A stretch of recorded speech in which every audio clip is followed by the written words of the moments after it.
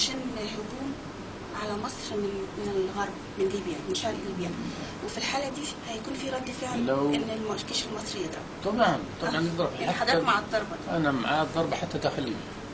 ما في. نحن اولا اذا تخلصنا منهم لا يمكن اطلاقا واحد، اذا تخلصنا من المناطق الموبوءه في درنا، في بنغازي، في جدابيا، في سرت، في طرابلس، على الحدود الجزائريه، اذا تخلصنا من هذا كله لا يمكن اطلاقا نسمح لاي منهم ان يقوم باي عمل باتجاه هذه البلدان. هذه بلدان شقيقه وصديقه، لا نسمح بتحفير جو ابدا تحت اي ظرف. واذا كان العمل يتطلب طبعا يتطلب تعاون اكيد الاثنين يعني.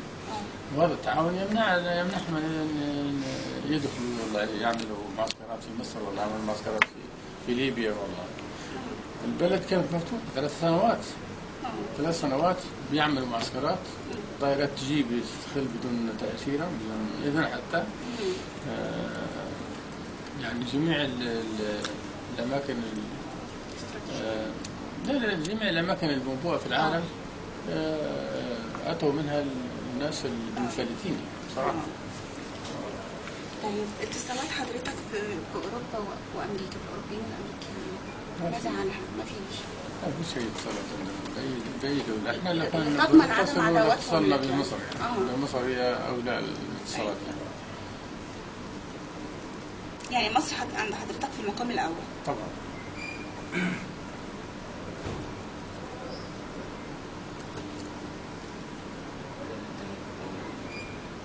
كنت عايزة أسأل حضرتك عن عدد الضباط والجنود اللي ماتوا خلال فترة ال3 شهور اللي فاتت أو الفترة اللي فاتت، اتقتلوا. كام تقريبا جنودك؟ 530 في خلال قد إيه؟ 3 شهور؟ خلال العام. خلال الفترة. بس نحن بدأنا الحرب الحقيقية من فبراير. من 18/4 بالضبط، يعني من حوالي شهر بالضبط. شهر. واللي جرحوا عندنا حوالي 37 واحد، واللي طبعا استشهدوا حوالي 3 في خلال الحرب دي. لما تمت مواجهة يعني. قبل المواجهات حوالي 500. قبل المواجهات 500 بيستنوهم على البوابات ويضربوهم كيف ما عملوا مع أخونا هذا اللي أمس. ولكن طبعا الخسائر فيهم هم كثير جدا يعني. خلال عملية أول مواجهة كانت يعني عدد الخسائر عندنا حوالي 250 جريح و70 قتيل. اللي كانت يوم الجمعة. جمعة الكرامة. يوم جمعة الكرامة، 70 قتيل يوم جمعة الكرامة. طيب كنت عايزة أسأل حضرتك عن رأيك في الحكومة والمؤتمر الوطني وحكومة معتيق. والله نحن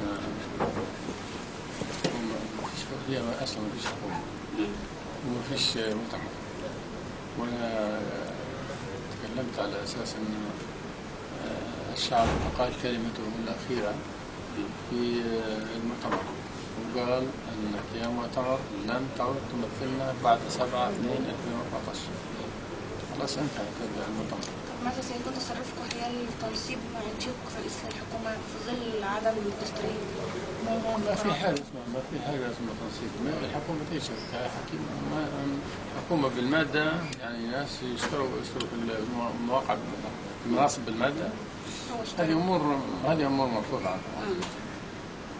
نحن نريد حكومة طبيعية يعني ينتجها انتخابات، ينتجها هذا الشعب بدون تزوير وبدون بيع وشراء. حضرتك شايف ايه سر اصرار المؤتمر على تنصيب معتيق رئيس الحكومة؟ في نوع من الاصرار رغم التهديدات ورغم ممكن صفقة مادية، مصالح، صفقات. هو عشان رجل اعمال طبعا الأعمال شيء صحيح. هذا الميزانية تفوق موزعة قبل ما تطلع.